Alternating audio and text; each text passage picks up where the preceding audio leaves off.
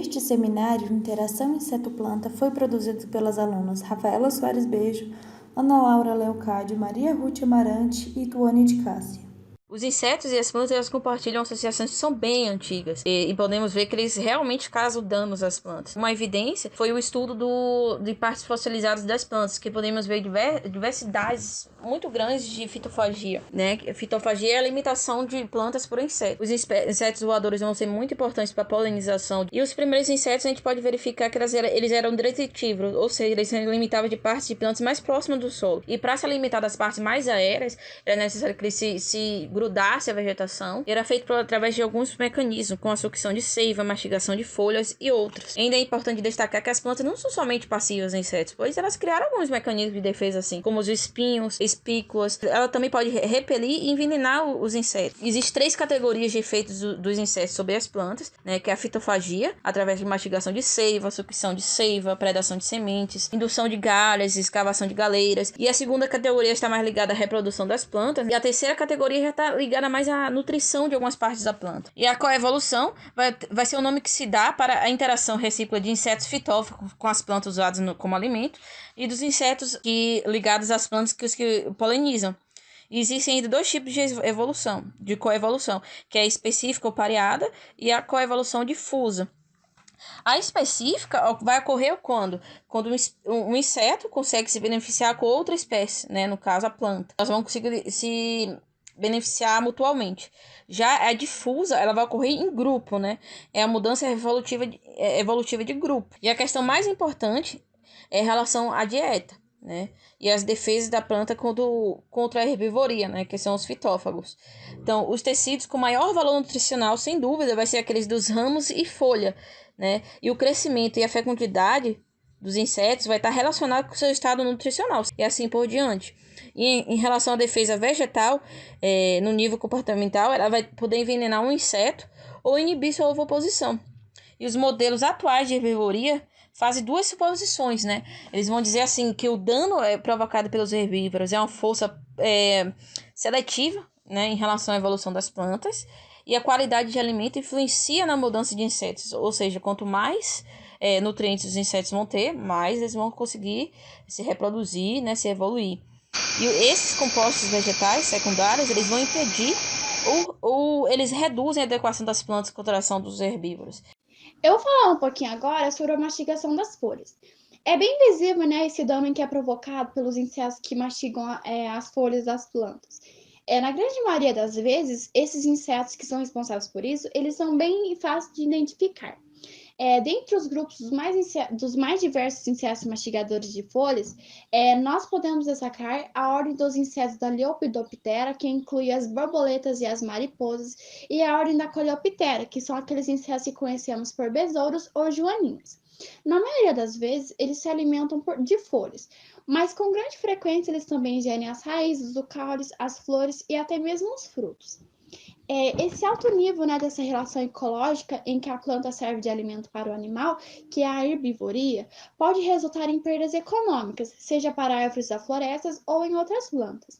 Esses danos, né, eles podem ser medidos. Os danos das folhas, eles podem ser medidos em decorrência da sua área foliar perdida, eles podem fazer uma amostragem, né? Eles podem fazer um monitoramento e até mesmo medir a produção de fezes dos insetos. Esses níveis, né, na quais vão ser medidos, eles se diferem entre as populações ou comunidades de plantas, porque cada planta, né, ela tem uma espécie peculiar de folha e o seu conteúdo nutricional e hídrico ele também vai variar. E essas diferenças de concentrações podem estar relacionadas à sua maturidade e àquela condição em que a planta ela cresceu. Muitas espécies de larvas de insetos vivem e se alimentam dos tecidos internos das plantas. Nesse contexto, né, a gente podemos dar ênfase nas espécies que são minadoras, que são aquelas que se alimentam logo abaixo da epiderme das plantas. E elas vivem, né, entre as 2 camadas epidêmicas de uma folha. A sua presença é bem fácil de ser detectada externamente, pois aquelas áreas em que elas se alimentam vão morrer com frequência. Os danos em que são causados nas folhas, eles aparecem como túneis, que são aquelas minas lineares, ou como manchas, que são aquelas minas expandidas. Os túneis, eles podem se tornar mais largos ao longo do seu percurso. Entre os tipos mais comuns de espécies minadoras, são as larvas de moscas e as de mariposas. Elas podem, né, causar perdas econômicas quando elas atacam árvores frutíferas ou hortaliças. A perfuração da planta, né, se dá, né, quando o inseto ele se alimenta dos tecidos mais profundos das plantas. Isso vai incluir uma ampla variedade de hábitos, porque alguns insetos eles estão se alimentando dos tecidos vegetais vivos, outros do mortos ou em decomposição. O hábito de perfurar madeiras ele é típico de muitos insetos da ordem da Coleoptera, alguns da Lepidoptera e também alguns da Hymenoptera. O sucesso reprodutivo de muitas plantas ele é reduzido e até mesmo destruído por essas atividades desses perfuradores, porque eles perfuram e se alimentam dos tecidos de frutos, nozes e até sementes. Eu vou falar um pouquinho sobre a sucção da seiva. Os insetos que são sugadores de seiva, né, na grande maioria das vezes, eles pertencem à ordem da Hemiptera, que são aqueles que são os percevejos, cigarras e os pulgões. Esses insetos, eles apresentam peças bucais longas e semelhantes a um fio. Eles também apresentam um estilete mandibular e um maxilar, na qual eles são justapostos e formam um feixe que fica em um sulco do lábio. O estilete maxilar, ele contém tanto um canal salivar como um canal alimentar. O canal salivar é aquele em que vai direcionar uma saliva para dentro da planta. Já o canal alimentar é aquele em que o inseto ele vai conseguir sugar para dentro do seu trato digestivo a seiva da planta. Os estiletes que entram no tecido das plantas hospedeiras, eles podem penetrar dentro da folha, dentro do caule ou na nervura central de uma folha. Os danos causados nas plantas, né, é difícil de quantificar e esses efeitos eles podem ser detectáveis, né, com experimentos controlados em que eles comparam o crescimento de plantas que são afetadas e as que não são afetadas. Alguns insetos sugadores de seiva, né, eles provocam necrose porque eles transmitem, né, doenças e pela introdução de uma saliva tóxica nos tecidos, ou também a normalidade de crescimento, que são as chamadas de galhas. O galhamento ele é um fenômeno que ocorre no mundo todo, ocorre na maioria dos grupos de plantas. E essas galhas, elas são induzidas na maior parte das vezes pelos insetos. Isso se deve a uma especializada interação de inseto-planta, né? E os insetos que induzem essas galhas, eles são chamados de cecidozoários. E eles compõem apenas 2% das espécies descritas de insetos no mundo todo. E, inclusive, existe um ramo da ciência que é chamada de cecitodologia, que vai estudar esses seres indutores de galhas. E o ganho desses insetos consiste em redirecionar o crescimento e fisiologia desses órgãos atacados, induzindo o crescimento dessas galhas, né, de modo a criar um ambiente favorável que forneça alimento, abrigo e proteção para o desenvolvimento das larvas, né. A diferenciação do tecido vegetal que forma essas galhas, ela pode envolver estímulos mecânicos e químicos, como, por exemplo, secreções salivares, mastigação do tecido vegetal e etc. Se for assim, para analisar os grupos de cecitozoários em termos numéricos no mundo todo, podemos classificá-los em apenas 3 ordens, a Hemiptera, a Diptera e a Hymenoptera. Na primeira ordem, consiste as cigarras, os percevejos, os pulgões e os conchonilhas. Inclusive, algumas famílias dessa ordem, como por exemplo a Aerocidae, elas apresentam um dimorfismo sexual, como pode ser observado nessa imagem, né? A fêmea e o macho.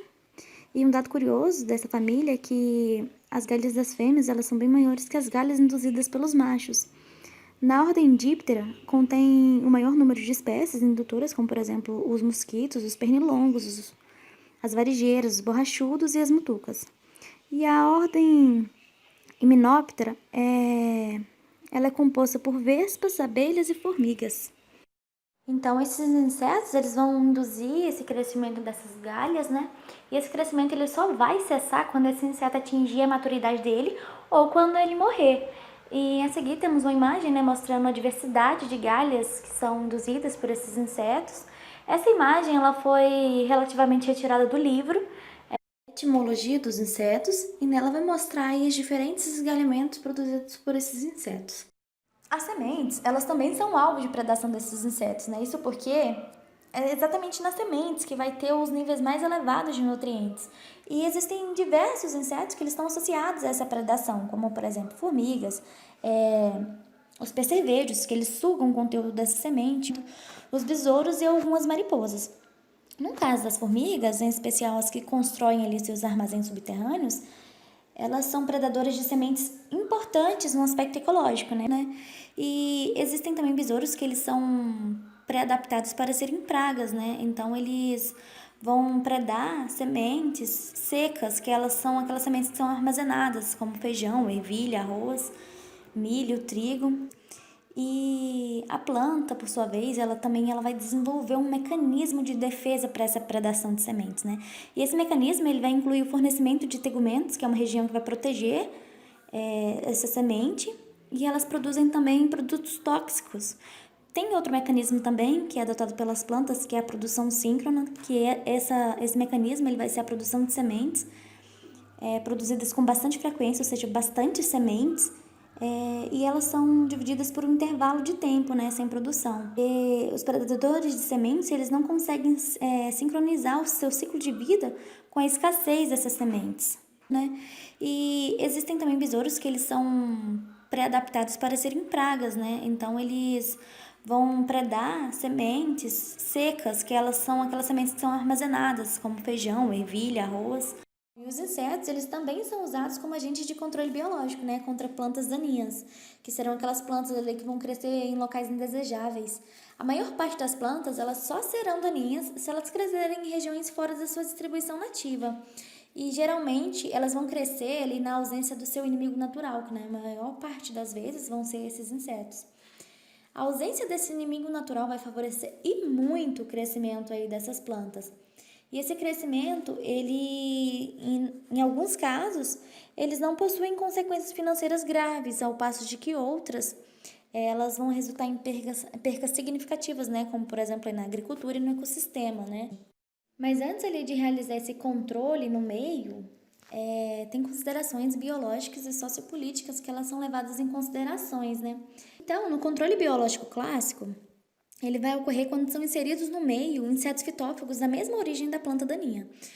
Esses insetos fitófagos são aqueles insetos que vão se alimentar ali do tecido vivo da planta.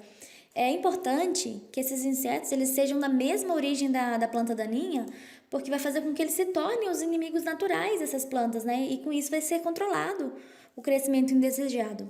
E o controle biológico por multiplicação, ele vai ocorrer, então, o aumento no nível populacional, né? Vai ser um aumento em massa desses insetos, fazendo com que sejam controladas essas plantas daninhas. A interação dos insetos e plantas tem lados positivos e negativos. Positivos, eles vão fazer a dispersão de semente e a polinização. Já o lado negativo é que alguns insetos podem causar algumas doenças e que pode chegar até ser praga, né? O que é a polinização? A polinização é a reprodução sexual das plantas, né? Que vai envolver o gameta masculino, que fica a antera na flor, feminino, que é o estigma. Pode ocorrer tanto a autopolinização, né? O grão de pólen dela entra no próprio estigma. Já tem a cruzada, que é o grão de pólen, que vai de uma flor a outra, né, de espécie igual, e esse tipo de polinização é o que ocorre a maior variabilidade genética. E existem vários tipos de insetos que polinizam, né, para poder se beneficiar, o que geralmente eles buscam o néctar ou o pólen. Como que a planta faz isso? Ela usa a cor, o odor e a sua forma para poder atrair. Em geral, né, as abelhas são consideradas as mais importantes polinizadoras que existem, né? Falando da mimercocoria e a dispersão de sementes feitas por formiga, né? Há muitas sementes que são muito duras para serem implantadas, né? E as formigas, elas vão só aí. Quando elas vão carregar, fazer o transporte do seu alimento, elas derrubam acidentalmente essa semente que vão germinar. Essa associação, né, é benéfica, né? Porque a formiga, ela vai ter seu alimento e a própria planta vai ter a sua dispersão. Agora falando da fitoteumata, né? Muitas plantas, né, vão sustentar algumas comunidades de insetos, né? Em estruturas que armazenam geralmente água. Esse jarro, ele contém um líquido dentro, e esse líquido vai ter algumas enzimas digestivas. O que eles fazem? Eles vão prender alguns insetos, quando eles caem lá, eles vão fazer a digestão dele e obter alimento, porque geralmente essas plantas vivem em um solo com pouco nutriente. Tem alguns insetos que vão se beneficiar também, que eles vão aproveitar dessas presas que tem dentro desses jarros e vão se alimentar dele, porque já vai estar lá a presa livre, de fácil acesso, então eles só vão digerir elas.